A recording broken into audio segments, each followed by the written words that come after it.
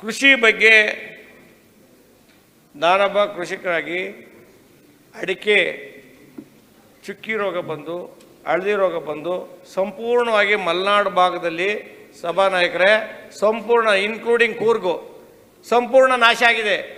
ಇವತ್ತು ಯಾವುದಾದ್ರು ಒಂದು ಕಮರ್ಷಿಯಲ್ ಕ್ರಾಪಿಗೆ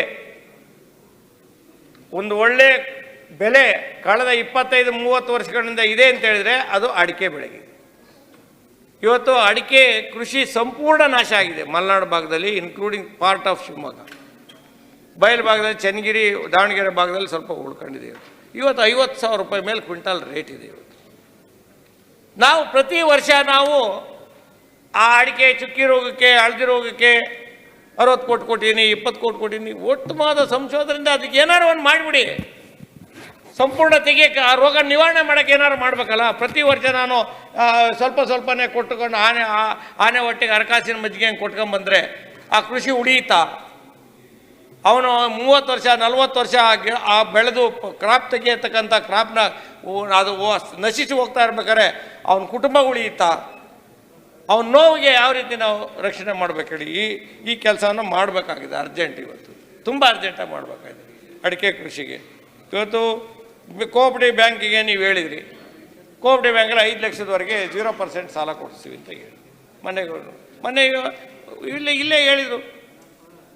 ನಾವೇನು ನೋಟು ಪ್ರಿಂಟ್ ಮಾಡ್ತಾ ಇದ್ದೀವಿ ಅಂತ ನಮ್ಮ ಕೋಆಪರೇಟಿವ್ ಸಚಿವರೇ ಹೇಳಿದರು. ನಮ್ಮದು ಬ್ಯಾಂಕ್ ಓನ್ ಫಂಡು, ಅಪೆಕ್ಸ್ ಬ್ಯಾಂಕಿನ ಫಂಡು, ಸರ್ಕಾರದಿಂದ ನಮ್ಗೆ ಯಾವುದು ಕೊಡೋದಿಲ್ಲ, ನಾವು ಹೆಂಗೆ ಅದನ್ನು ಜಾಸ್ತಿ ಕೊಡೋಕ್ಕಾಗ್ತದೆ? 5 ಲಕ್ಷ ನೀವು ಘೋಷಣೆ ಮಾಡಿದಿರಿ, ಬಜೆಟ್ ಪುಸ್ತಕದಲ್ಲಿ ಘೋಷಣೆ ಮಾಡಿದಿರಿ, ಕೊಡಬೇಕಲ್ಲ. 15 ಲಕ್ಷ ಅಲ್ಪ ದೀರ್ಘಾವಧಿ ಸಾಲ ಕೊಡ್ತೀವಿ ಅಂತ ಹೇಳಿದ್ರಿ, ಕೊಡಬೇಕಲ್ಲ. ಇಲ್ಲ, ನೀವು ಕೊಡೋಕ್ಕಾಗಿಲ್ಲ, ನ್ಯಾಷನಲ್ ಬ್ಯಾಂಕ್ ಸರ್ ಕರೆದಿ ಮಾಡಿ ಇರಿ. ನ್ಯಾಷನಲ್ ಬ್ಯಾಂಕ್ ಸರ್ ಎಲ್ಲರನ್ನೂ ಕರೀರಿ, ಹೆಡ್ ಆಫ್ ದಿ ಡಿಪಾರ್ಟ್ಮೆಂಟ್ ಯಾರು ಇದ್ದಾರೆ ಅವ್ರನ್ನೂ ಕರೆದು ಮಸ್ಟ್ ಆ್ಯಂಡ್ ಶುಡ್ ನೀವು ಕೊಡಬೇಕು. ನಾನು 10 ಲಕ್ಷ ರೂಪಾಯಿ ಸಾಲ ಸಾಗಬೇಕಾದ್ರೆ ಕಡಿಮೆ ಅಂದರೆ ನಾನು 2 ಕೋಟಿ ರೂಪಾಯಿ ಆಸ್ತಿ ಅಡವು ಇಡ್ತೀನಿ ಸರ್. ಪುಕ್ಷಟಿ ಕೊಡೋದಿಲ್ಲ ಯಾವ ಬ್ಯಾಂಕ್ನವರಾಗಲಿ, ಕೋಆಪರೇಟಿವ್ ಬ್ಯಾಂಕ್ನವರಾಗಲಿ. ನನ್ನ ಕೋಟ್ಯಾಂತರ ರೂಪಾಯಿ ಆಸ್ತಿ ನಾನು ಕೊಡ್ತಾ ಇದ್ದೀನಿ, ನಾನು ಯಾಕೆ ಕೊಡಬಾರ್ದು? ಈಗ ಕೊಡಬೇಕಲ್ಲ ಇದು. ಇವತ್ತು ಹಣ್ಣು ಹೂವು ತರಕಾರಿ ಬಗ್ಗೆ ಹಾರ್ಟಿಕಲ್ಚರ್ ಕ್ರಾಪ್ ಬಗ್ಗೆ ಹಾರ್ಟಿಕಲ್ಚರ್ ಮಿನಿಸ್ಟ್ರಿ ಇಲ್ಲ ಇಲ್ಲಿ. ಇವತ್ತು ಇಡೀ ರಾಜ್ಯದಲ್ಲಿ ಎಲ್ಲ ಕಡೆ ರಾರಾಯಿಸಿದೆ ಪ್ಲಾಸ್ಟಿಕ್ ಹೂವು.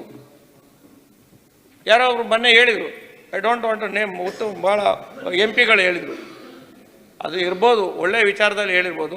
ಈಗ ನಾನೇ ಪರಮೇಶ್ವರ್ ಸಾಹೇಬರು ಮುಂದೆ ಮುಖ್ಯಮಂತ್ರಿ ಆದಾಗ, ಈಗ ಆಗ್ತೀರಿ ಗ್ಯಾರಂಟಿ, ಮುಖ್ಯಮಂತ್ರಿ ಆದಾಗ ಹೇಳ್ತೀರಿ, ಯಾರು ಕೂಡ ನನ್ನನ್ನು ನೋಡೋದಕ್ಕೆ ಹೂ ಗುಚ್ಚ ಹಿಡ್ಕೊಂಬರ್ಬಾರ್ದು, ಹೂವಿನ ಮಾಲೆನ ನಾನು ತಿರಸ್ಕಾರ. ಅದು ಹೃದಯ ಅಂತರದಿಂದ ನಾನು ಯಾಕೆ ಆ ಪಾಪ ಅವ್ರಿಗೆ ಹೊರೆ ಸ್ವಾಮಿ ಯಾಕೆ ಹೊರೆ ಅಂತ ಹೂಗುಚ್ಚ ಇಟ್ಕೊಂಡು ಹೂನಾರ ಇಟ್ಕೊಂಡು ಹೊರೆ ಆಗಬಾರ್ದು ಅಂತ ದೂರದೃಷ್ಟಿಯಲ್ಲಿ ನೀವು ಹೇಳ್ತೀರಿ. ದಯಮಾಡಿ ಇದ್ರ ಹಿಂದೆ ಹಣ್ಣು ತರಕಾರಿ ಹೂವು ಬೆಳೀತಕ್ಕ ಹೂವು ವಿಚಾರದಲ್ಲಿ ರೈತರ ಜೀವ ಅಡಗಿದೆ.